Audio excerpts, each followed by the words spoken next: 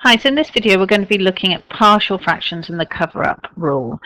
So basically when we have or are asked to get partial fractions, we're trying to take a sort of combined fraction thing like this and split it into what could be thought of as component fractions. So split it up into smaller fractions.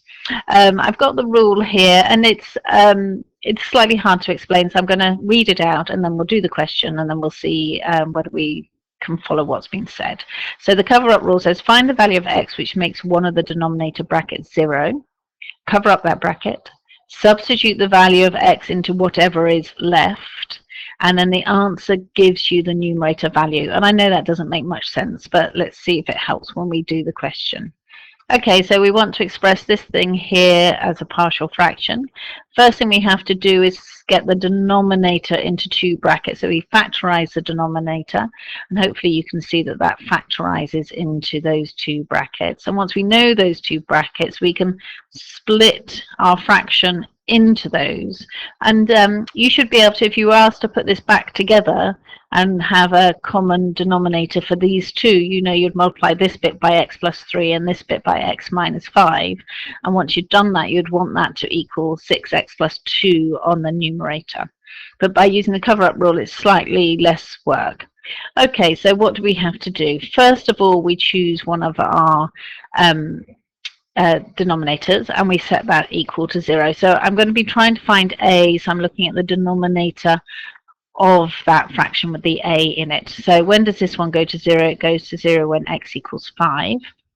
I take that 5 and I substitute into whatever's left after I cover up the bracket I was looking at. So I was looking at this bracket, the x minus 5, and I'm going to cover that up. So I've covered it up there, and now I'm going to substitute x equals 5 into here. So I get 6 times 5 plus 2 over 5 plus 3, and when I sort it out I get 4, and 4 is your value for a.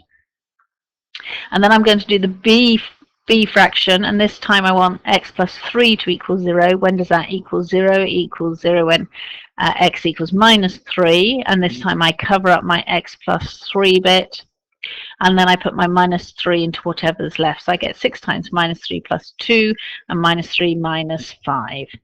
And then when you sort that all out, it equals 2. And then I can just substitute my a and b values into here to give me the answer. And if you were to multiply this back out to get a common denominator, hopefully you would end up with 6x plus 2 on the top.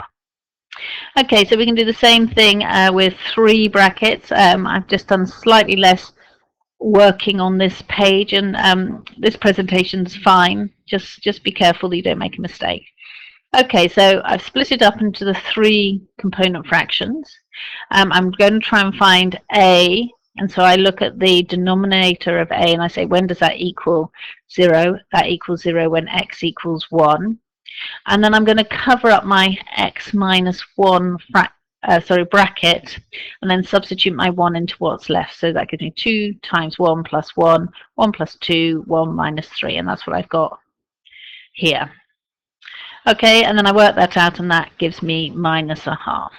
And I go to my next fraction, and this time I'm looking at b, and so I want to know when this x plus 2 equals 0. That equals 0 when x equals minus 2. And this time I want to cover up the x plus 2 bit, and then I put the minus 2 in whatever's left. So 2 times minus 2 plus 1, minus 2 minus 1, minus 2 minus 3. And I work that out and I get minus 1/5.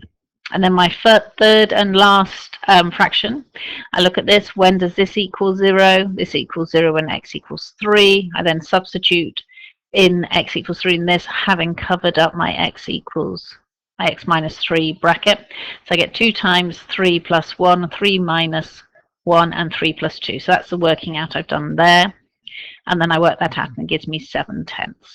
So what I've got here is my a value, my b value, and my c value, and then I just substitute them into here, just making sure I get it right. So minus a half, so the minus of the 1 on the top and the 2 on the bottom, minus a fifth, minus 1 on the top and 5 on the bottom, and 7/10, which is plus 7 on the top and 10 on the bottom. Okay, I hope that's helpful. The fiddly things I find, Again, it's one of those topics that you get to use quite a lot, and you need to be able to do it, but they're quite easy to make silly mistakes. So it's important that your presentation lets you get the most amount of marks that you can, so the examiner can see what you are aiming at trying to do. Okay, I hope that's helpful.